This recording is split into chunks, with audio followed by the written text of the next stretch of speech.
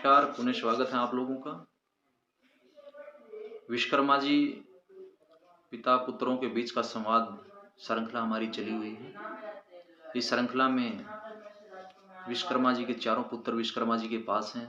विश्वकर्मा जी उन्हें आदेश देते हैं कि वो पृथ्वी पर चारों अलग अलग दिशाओं में जाएं और चारों वर्णों के लिए सुंदर भवनों का निर्माण करें। उनके लिए बावड़ियाँ, बगीचे, रास्ते, नगर, राजधानी का निर्माण करें। और इस श्रृंखला में उनके बड़े पुत्र जय विश्वकर्मा जी से कुछ प्रश्न पूछते हैं। और पिछले प्रश्नों में उन्होंने जो वाहनों और राजाओं के प्रमाण, पृथ्वी के प्रमाण, ऊंचाई, गहराई, नक्षत्र, ग्रहों आदि के बारे में पूछा। और वो आगे क्या पूछते हैं उसके बारे में हम आज बताने का प्रयास करेंगे। जय विश्वकर्मा जी से कहते हैं कि चारों वर्णों के लिए किस प्रकार के हम महलों का निर्माण करें, भवनों का निर्माण करें। उन महलों में गुप्त द्वार कहाँ कहाँ कर रखें। यानी कि यहाँ दरबारों का महत्व पूछ रहे हैं कि वो जो हम भवन, द्वार, महल बनाएंगे उनमें गुप्त द्वार कहाँ रखें।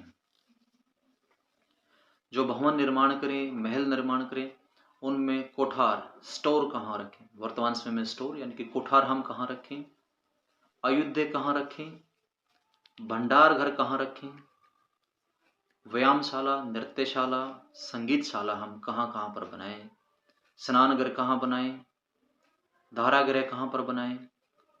इन सब के बारे में आप हमें बताने की कृपा करें। अलग अलग शयन गृह, आवास गृह, महल, शीश महल कहाँ कहाँ हो, क्रीड़ा गृह, हिंडोले, अष्टगृह, अंतपुर के महल कहाँ कहाँ पर बनाए जाएं।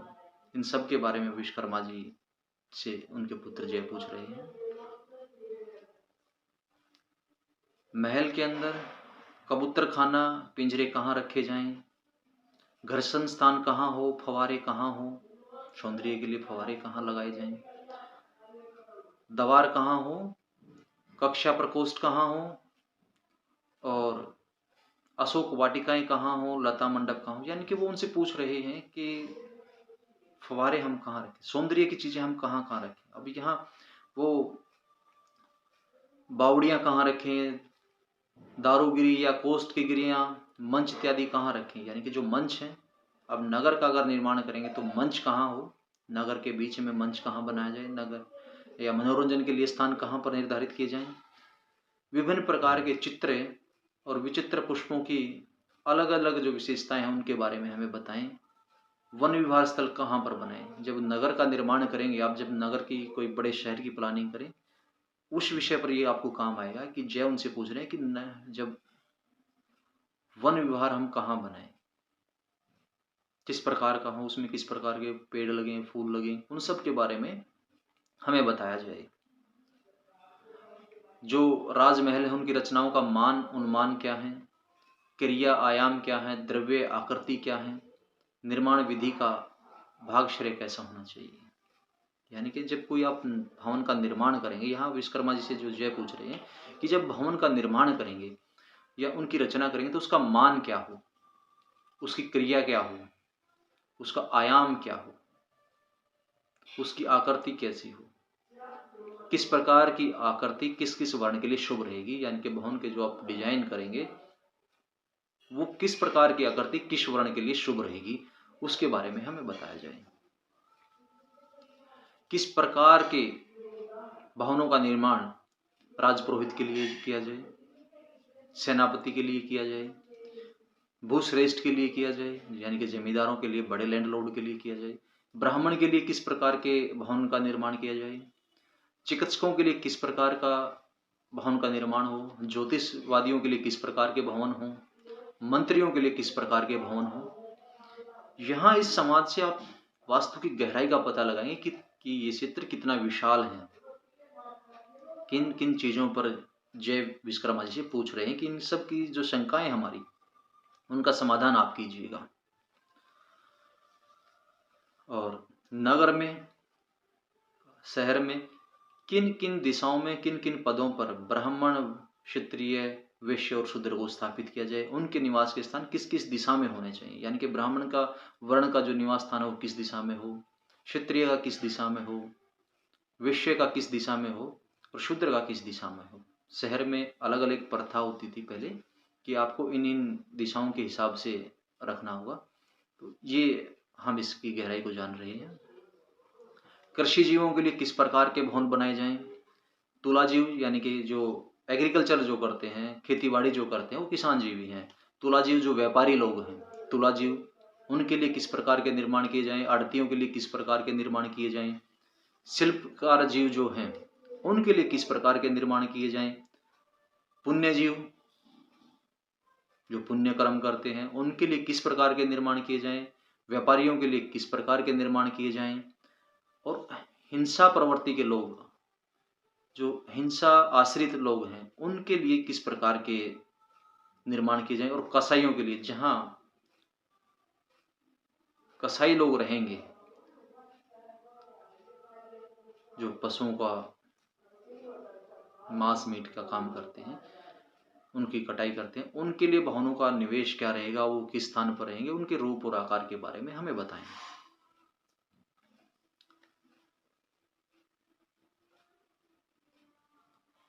और इस प्रकार इन लोगों में जहां जहां ये लोग होंगे वहां किस प्रकार की खेती होगी, किस दिशा में, कौन से स्थान पर किस प्रकार की खेती का कार्य होगा, रहट आदि कहाँ रहेंगे, भ्रमण के लिए प्रवेश कार्य किस प्रकार से रहेंगे। और क्योंकि ये बहुत विशालता के साथ, बहुत सूक्ष्मता के साथ जय जो है वो विश्वकर्मा जी से पूछ रहे हैं कि ये सब चीजें कहाँ कहाँ हमें लोगों को देनी पड़ेंगी। जैसे जैसे हम विषय में जब ये समाज, जब विश्वकर्मा जी जय को आंसर उत्तर देंगे चर्चा के बाद, तो इन सब चीजों के बारे में विस्तार से बताएंगे।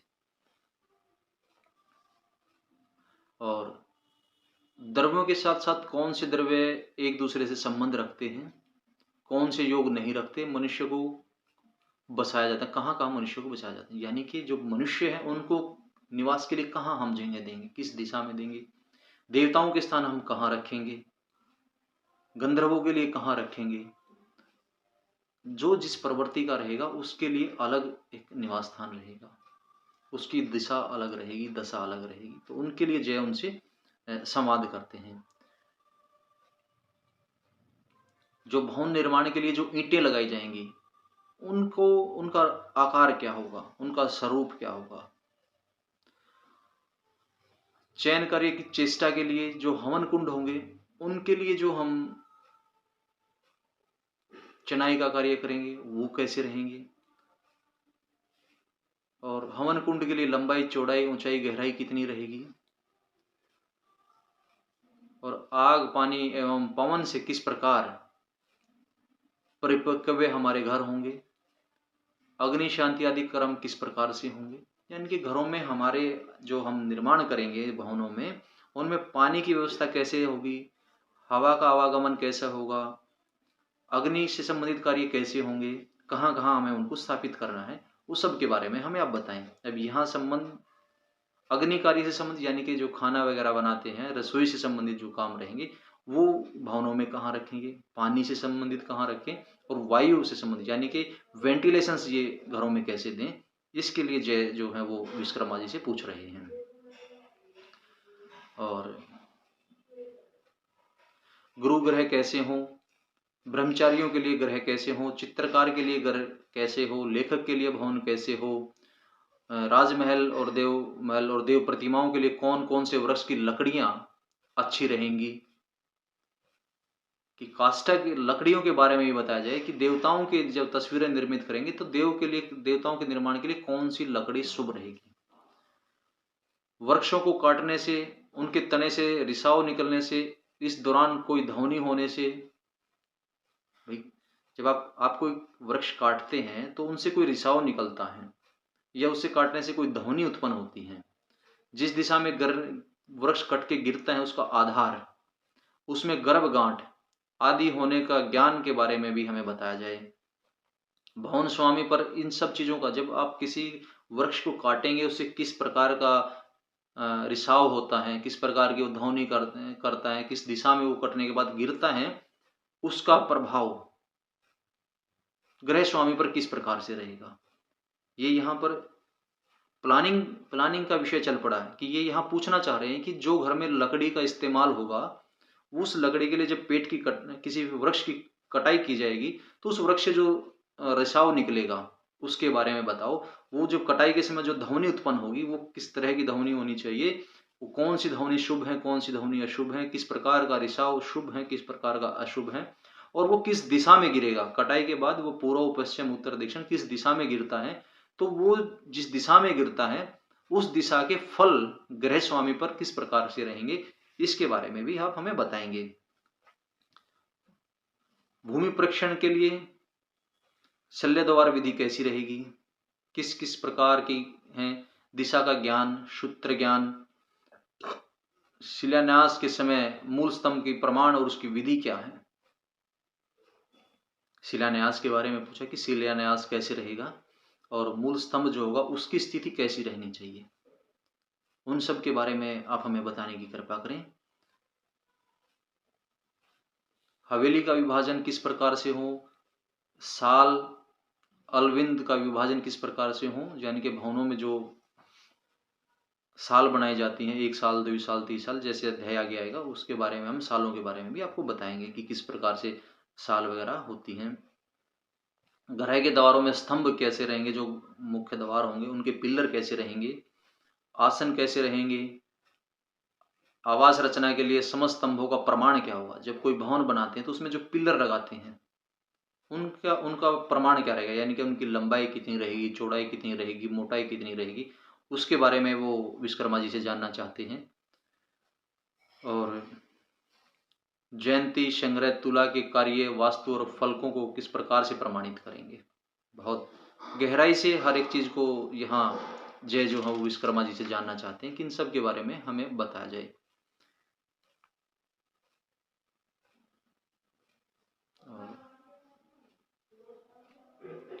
विषय को और आगे और गहराई में लेके जाते हैं कि वास्तु के लिए 16, 64, 81, 100 विभागीय पद कैसे बनाए जाते हैं, यानी कि ये पद विन्यास। जब वास्तु को आप आगे से पढ़ेंगे, ग्रिड जब पद विन्यास करेंगे, किसी भी भवन को निर्माण के समय पद विन्यास किया जाता है, तो जो 16, 64, 81, 100 पदों का जो पद विन्यास होता है उसके बारे में ये जानना चाहते हैं कि उस पद का पद विन्यास आप कैसे करेंगे। प्रथम 9 पद वास्तु एवं अंतिम 100 पद वास्तु कैसे बनाया जाता है, उनके अंग प्रत्यंग भाग किस प्रकार से और कहाँ कहाँ होते हैं। यानी कि जब पद विन्यास किया जाएगा तो वो जो पद विन्यास होगा उसमें कहाँ कहाँ वास्तु पुरुष के अंग कहाँ रहेंगे, कहाँ कहाँ प्रत्यंग रहेंगे, उसके बारे में हमें बताया जाए। और किस प्रकार से वास्तु देवता को स्थापित किया जाएगा, जो पद विन्यास होगा उसमें किस प्रकार, किस दिशा में वास्तु देवता को स्थापित किया जाएगा, वास्तु पुरुष का वंश कहाँ रहेंगे, सिराएं कहाँ होंगी, आंख कहाँ होंगी, कुक्षी प्रदेश कहाँ होगा, हृदय कहाँ होगा, मर्म स्थान कहाँ होंगे, और कौन सी रचना के कारण कैसी और क्या पीड़ा होंगी। यानी कि जब पद विन्यास किया जाएगा किसी भवन का तो उसमें वास्तु पुरुष को किस तिथि में रखा जाएगा, उसका हृदय कहाँ होगा, उसका सिर कहाँ होगा, आंखें कहाँ होंगी, सिराएं कहाँ होंगी, और अति संवेदनशील अंग जिन्हें मर्म स्थान बोलते हैं वो कहाँ कहाँ पर होंगे। और जब ये अंग पीड़ित होंगे तो ग्रह स्वामी को किस प्रकार के दोष होंगे, किस प्रकार की पीड़ाएं होंगी, इसके बारे में विश्वकर्मा जी हमें बताएं। और अब ये क्योंकि प्लानिंग चली हुई है तो इसके बारे में उन्होंने उनसे पूछा है। वास्तु कार्य के आरंभ करने पर, वास्तु प्रवेश के समय, यात्रा, स्थापना आदि के लिए समय, दूत, सोपन निर्मित द्वारा किस प्रकार से शुभ एवं अशुभ फलों का पूर्ण अनुमान लगाया जा सकता है। जब वास्तु में ग्रह प्रवेश होगा, यात्राओं के समय सुगुन अपसुगुन होंगे, सपन आदि का क्या अर्थ होगा, और इन सब का ग्रह स्वामी पर क्या प्रभाव पड़ेगा। यानी कि वास्तु की विशेषज्ञ को क्या क्या जानना चाहिए, यहाँ ये भी बहुत महत्व रखता है कि जैसे पीछे बताया कि गंध के बारे में जानना चाहिए, यहाँ सोपन के बारे में बताया कि जब सोपन किस तरह के सोपन आएंगे, किस प्रकार के सुगुन होंगे, तो उनके बारे में बताएं कि वो ग्रह स्वामी पर किस प्रकार का फल डालेंगे। लकड़ी के कार्य में चित्रांकन कार्य में एवं क्रियाओं के अंतर्गत क्या योग और अयोग्य होगा, कि कौन से चित्र हैं, कौन सी लकड़ियां हैं, लकड़ियों से बने कौन से चित्र हैं जिनका हमें प्रयोग घर में करना चाहिए और जिनका प्रयोग हमें घर में नहीं करना चाहिए, उसके बारे में आप हमें बताएं।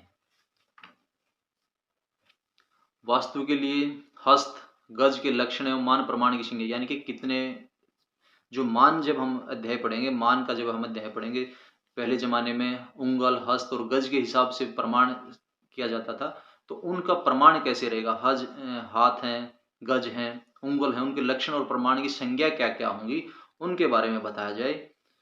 और किस तरह से भवन टूटे हुए, झरनों जले हुए, बिजली से गिरे हुए, नष्ट, जल से डूबे हुए, टूटे गिरे हुए, मधुमक्खियों के छत्ते हों, दीमक के टीले बने हुए हों, काष्ठ के कार्य में दरारें पड़ी हों, वहां रहने पर क्या फल होंगे। जो हमने पिछले, जो हमने 2 नंबर वीडियो जो बनाई थी क्लास 2 के नाम से जो हमने बनाई रखी, उसमें जहां हमने एक उदाहरण दिया था कि वास्तु शांति कहाँ कहाँ करानी चाहिए, तो यहाँ उन्हीं सब चीजों पर जय विश्वकर्मा जी से पूछ रहे हैं कि बिजली के गिरने से जो घर टूट गए हैं, जलने से जो घर नष्ट हो गए हैं, मधुमक्खियों के छत्ते जहां पर लगे हुए हैं, दीमकों के जहां बिल बने हुए हैं, चूहों ने जिस भूमि को कतर के थोथा कर रखा है, खोखला कर रखा है, वहां पर रहने से, निवास करने से किस किस प्रकार के दोष लगेंगे, किस प्रकार की पीड़ाएं होंगी, उसके बारे में हमें बताया जाए। यहाँ ये जो प्रश्न पूछा जाए ना, इसमें ये बात भी है कि ये सब दोष अगर घर में होते हैं तो यानी कि कोई पीड़ा होती है, तो साथ साथ शास्त्र अपने आवरण को भी हटाता चलता है और आपकी जिज्ञासाओं को भी बता जाता है। शास्त्र को जब जानेंगे तो ये अपने भेद स्वयं खोलेगा। अब इसको डिकोड करके देखिएगा कि जो जो प्रश्न इन्होंने किए, इसमें वास्तु विशेषज्ञ के लक्षण भी क्या होने चाहिए, उसको किन विषयों का ज्ञान होना चाहिए, वो जय ने विश्वकर्मा जी सब पूछ लिया इसमें। और कौन से दोष होने चाहिए उनके बारे में विश्वकर्मा जी से जय ने पूछ लिया है। अब इन सब चीजों का जो जो चीजें, जो जो प्रश्न जय ने विश्वकर्मा जी से किए, उनका किस प्रकार से विश्वकर्मा जवाब देते हैं, क्या क्या उनकी संतुष्टि करते हैं। अब अगली श्रृंखला से, अगले वीडियो से हम वो बताना आरंभ करेंगे कि विश्वकर्मा जी अब जय को क्या क्या जवाब देते हैं। और वीडियो लंबा ना हो जाए इसके लिए अगली वीडियो में हम उस पर बात करेंगे। तब तक के लिए नमस्कार।